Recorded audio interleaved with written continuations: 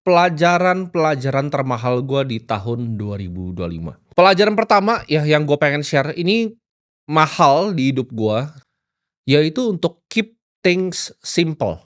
Ini gue pernah belajar dari salah satu portofolionya Warren Buffett, yaitu Nebraska Furniture Mart, ya.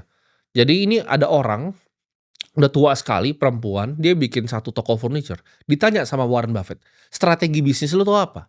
Dia jawab sangat sederhana, "Jual furniture semurah-murahnya dan jujur sama customer." Udah, strategi cuman 2, simple tapi jadi besar sekali, luar biasa. Pelajaran kedua yang gua ambil di 2025, yaitu fear is not real, ya. Ketakutan tuh nggak ada yang pernah real. Ketika lu teman-teman semua mau mulai sesuatu, ya, kalian takut, itu nggak ada yang real gitu. Keluarga kalian, kalian takut ngomongin apa, itu cuman ada di kepala kalian. Kalian yang ngerasa ketika, "Oh, gue mau mulai usaha nih, gue mau mulai berinvestasi," tapi gue diejek sama teman-teman, gue diejek nonton edukasi sama orang lain. Orang tuh nggak ada yang pernah peduli sama lu, ya. Lu tuh ada di spotlight bias ketika lu ngerasa dunia itu berputar di lu padahal nggak ada yang pernah peduli. Ketika lu jalan di mall tuh nggak ada yang pernah peduli sama lu. Pelajaran ketiga ya yang gue dapat adalah nggak apa-apa untuk ketinggalan sesuatu. Cuman ketika gue liat orang semua cuan-cuanan, akhirnya gue bisa menerima gitu. Nggak apa-apa untuk ketinggalan, gitu. Di situ gue belajar untuk, oke, ya orang lain untung, nggak apa-apa. Pelajaran yang gue pelajari ya di tahun 2025, ya ini keempat ya pelajarannya, yaitu orang itu lebih pengen dikasih kebohongan yang manis dibanding kejujuran yang pahit. Gue bilang kayak gini ke kalian, "Oke, lu harus jadi kaya sekarang, karena nanti lu nggak dibutuhin lagi loh sebagai manusia." Itu bukan berarti gue mau hal itu terjadi, itu kejujuran yang gue lihat. Apa yang gue mau terjadi dengan apa yang gue lihat ya dua dua hal yang berbeda dong. Yang gue mau terjadi dunia ini utopian gitu kan. Semua gedung-gedungnya bagus, semua orang pintar, tapi kan nyatanya enggak. Dunia ini cuma digerakin oleh segelintir orang gitu. Kebanyakan orang di dunia ini tuh bego. Nah, tapi itu kejujuran yang nggak banyak orang mau telan gitu. Bahwa manusia itu memang mungkin diciptakan berbeda gitu. Kapasitasnya ada yang lebih tinggi, ada yang lebih pendek. Itu kenapa ada yang jadi pemimpin, ada yang jadi pengikut.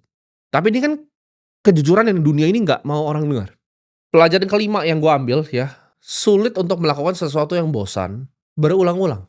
Pelajaran yang gue dapat adalah gimana cara kita tetap konsisten padahal udah sangat membosankan. Pelajaran keenam yang gue ambil yaitu lakuin yang terbaik ya. Disiplin itu memang bosan, tapi penyesalan tuh lebih menyakitkan.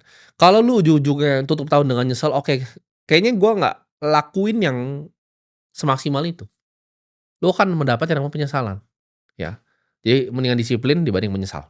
Nah, ini juga mungkin pelajaran yang sangat sulit untuk ditelan ya, yaitu kadang di hidup ini tuh nggak perlu banyak ide. Spesialisasi adalah jalan untuk sukses. Ini mau siapapun ngajarin lu untuk jadi generalis itu menurut gue cuman orang-orang bodoh yang IQ-nya rendah. Eksekusi itu selalu lebih penting dari ide, ya dibanding lu punya ide kedua, ide ketiga, kenapa lu nggak eksekusi ide pertama sampai sempurna? Ketika lu misalnya punya 4 ide ya, ide A, ide B, ide C, ide D, ya. Ini 20/5% lu bagi otak lu dan waktu lu ke A, B, C, dan D, 25%. Mendingan mana? Ya idenya dibagi 4 begitu, 25% otak dan waktu lu dan kemampuan lu atau 100% di satu? Ya pasti jawabannya 100% di A. Ide A yang akan berhasil, ya. Pelajaran ke-8 ya yang gua dapat adalah yang lu bisa kontrol tuh hanyalah diri lu sendiri. Lu nggak bisa kontrol apapun di luar. Penderitaan, ya ini gua belajar nih, penderitaan selalu datang dari lu melawan realita, lu harus lihat hidup itu mengalir gitu. Ketika lu lihat hidup itu mengalir, realita yang dikasih depan muka lu nih, ketika lu udah bikin keputusan investasi, "Oke, gue investasi ini," cuman akhirnya lu dikasih minus 20% itu. Emang lu nggak bisa kontrol, ada faktor ekonomi makro, faktor luar yang lu nggak bisa kontrol. Lu udah melakukan PR lu udah due diligence, tapi lu tetap rugi. Ya jangan dilawan realitanya, gitu. Pelajaran ke-9 yang gue belajar ya, keinginan itu juga adalah akar dari penderitaan. Yang biasanya belajar dari sejarah, ini gue belajar banyak ya, keinginan orang yang udah punya banyak, keinginannya terus itu dia masuk jurang ujungnya. Terjadi di banyak banget orang. Orang paling kaya di Roma ya, Crassus, kepalanya dipotong akhirnya. Keinginannya kebanyakan, ya, ambisinya terlalu besar. Jadi kurangin keinginan lu, kalau lu nggak mau jadi orang yang kosong. Pelajaran ke-10 ya, ini mungkin pelajaran yang paling aneh yang kalian dengar dari gua, cuman ini sesuatu yang gue belajar ya, mungkin di akhir-akhir tahun ini ya gue belajar. Tapi gue percaya ya, gue bener-bener percaya untuk mikir akan kematian, itu bikin prioritas hidup lu itu lebih lurus.